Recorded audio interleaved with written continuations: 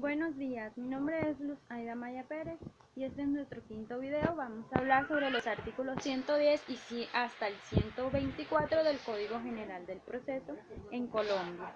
Empezamos con el artículo 110 que trata sobre traslados, que cita que cualquier traslado que deba surtirse en audiencia se cumplirá permitiéndole a la parte respectiva que haga uso de la palabra. Salvo norma en contrario, todo traslado que deba surtirse por fuera de audiencia se hará por secretaría en un plazo no mayor a 3 días y no requerirá auto ni constancia en el expediente.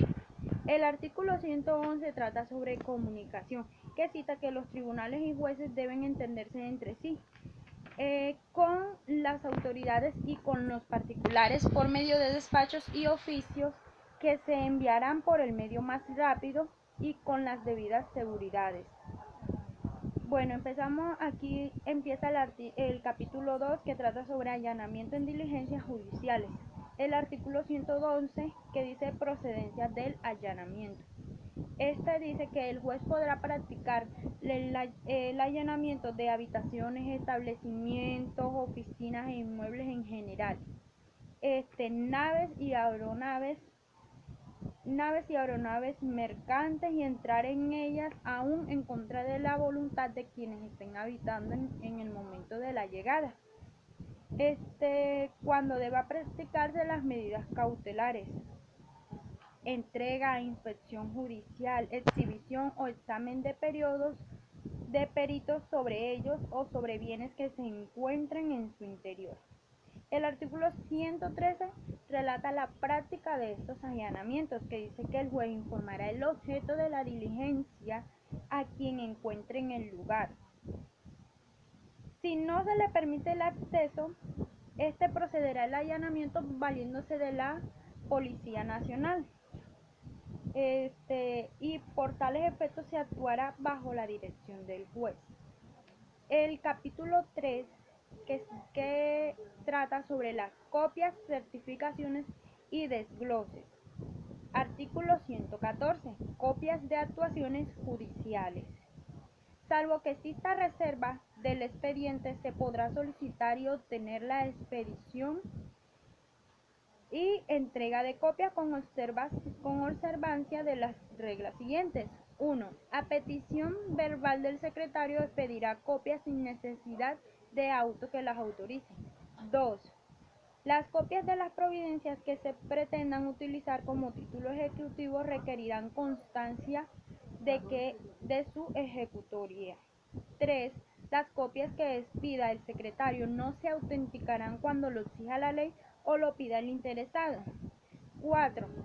Siempre que sea necesario reproducir todo o parte del expediente para el trámite de un recurso o de cualquiera otra actuación, se utilizarán los medios técnicos disponibles. 5. Cuando deban expedirse copias por solicitud de otra autoridad, podrán ser adicionadas de oficio o a solicitud de parte. El artículo 115. Certificaciones.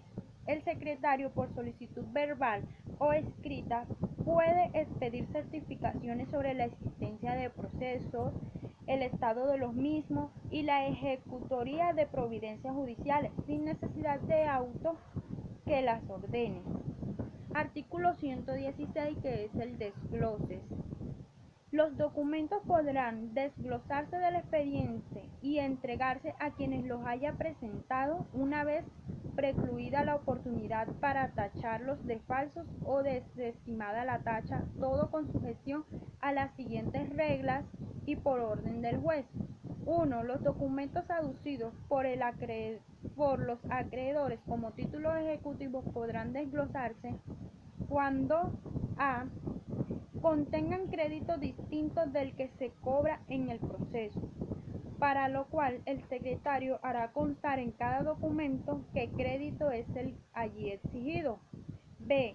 Cuando en ellos aparezca hipotecas o prendas que garanticen otras obligaciones. C. Una vez terminado el proceso, caso en el cual se hará constar en cada documento si la obligación se ha extinguido en todo o en parte. D. Cuando lo solicite un juez penal en procesos sobre falsedad material del documento. 2.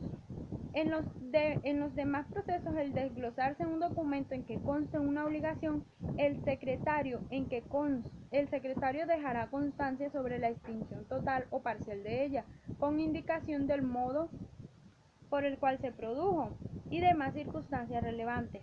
3. En todos los casos en que la obligación haya sido cumplida en su totalidad por el deudor, el documento contenido de la obligación solo podrá desglosarse a petición suya, a quien se entregará con constancia de la cancelación. 4. En el expediente se dejará una reproducción del documento desglosado. Título 2. Términos. Artículo 117. Perentoriedad de los términos y oportunidades procesales. Los términos señalados en este código para la realización de los actos procesales de las partes y los auxiliares de la justicia son perentorios e improrrogables, salvo disposición en contrario. El juez cumplirá estrictamente los términos señalados en este código para la realización de sus actos. La inobservancia de los términos tendrá los efectos previstos en este código sin perjuicio de las demás consecuencias en que haya lugar. Artículo 118. Cómputo de términos. El término que se concede en audiencia a quienes estaban obligados a concurrir a ella correrá a partir de su otorgamiento. En caso contrario, correrá a partir del día siguiente de la notificación de la providencia que los concedió. El término que se conceda fuera de audiencia correrá a partir del día siguiente al de la notificación de la providencia que lo concedió. Si el término fuere común a varias partes, comenzará a correr a partir del día siguiente al de la notificación de todos. Cuando se interpongan recursos contra la providencia que concede el término o del auto, a partir de cuya notificación debe correr un término por ministerio de ley, este se interrumpirá y comenzará a correr a partir del día siguiente de la notificación del auto que se resuelva el recurso. Bueno, artículo 119. Renuncia de términos. Los términos son renunciables total o parcialmente por los interesados en cuyo favor se conceda. La renuncia podrá hacerse verbalmente en audiencia o por escrito o en el acto de la notificación personal de la providencia que lo señale. El artículo 120. Términos para dictar las providencias judiciales por fuera de audiencia. En las actuaciones que se surtan por fuera de audiencia de los jueces y los magistrados deberán dictar los autos en el término de 10 días y las sentencias en el de 40, contados desde que el expediente pase al despacho para tal fin. En lugar visible de la Secretaría deberá fijarse una lista de los procesos que se encuentren en el despacho para sentencia con indicación de la fecha de ingreso y la de pronunciamiento de aquella. Artículo 121. Duración del proceso. Salvo interrupción o suspensión del proceso por causa legal, no podrá transcurrir un lapso superior a un año para dictar sentencia de primera o única instancia, contado a partir de la notificación del auto admisorio de la demanda o mandamiento ejecutivo a la parte demandada o ejecutada. Del mismo modo, el plazo para resolver la segunda instancia no podrá ser superior a 6 meses, contados a partir de la recepción del expediente en la Secretaría del juzgado o tribunal. Título 3. Expedientes. Capítulo 1. Formación y exámenes de los expedientes. Artículo 122. Formación y archivo de los expedientes. De cada proceso en curso se formará un expediente en el que se insertará la demanda, su contestación y los demás documentos que le correspondan. en el que se tomará nota de los datos que identifiquen las grabaciones en que se registren en las audiencias y diligencias. En aquellos juzgados en los que se encuentre implementado el plan de justicia digital, el expediente estará conformado íntegramente por mensajes de texto. Los memoriales o demás documentos que sean remitidos como mensajes de datos por correo electrónico o medios tecnológicos similares serán incorporados al expediente cuando ya hayan sido enviados a la cuenta del juzgado desde una dirección electrónica inscrita por el sujeto procesal respectivo. Cuando el proceso conste en un expediente físico, los mencionados documentos se incorporarán a esta de forma impresa, con la anotación del secretario acerca de la fecha y hora en la que se fue recibido de la cuenta de correo del despacho y la información de la cuenta desde el cual fue enviado el mensaje de datos.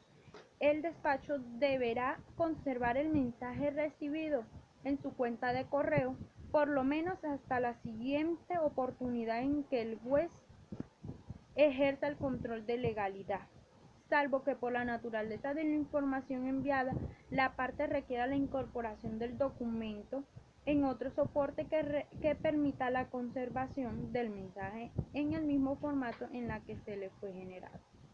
Artículo 123. Examen de los expedientes. Los expedientes solo podrán ser examinados: 1. Por las partes, sus apoderados y los dependientes autorizados por estos de manera general y por escrito, sin que sea necesario auto que lo reconozca, pero solo en relación con los asuntos en que aquellos intervengan. 2.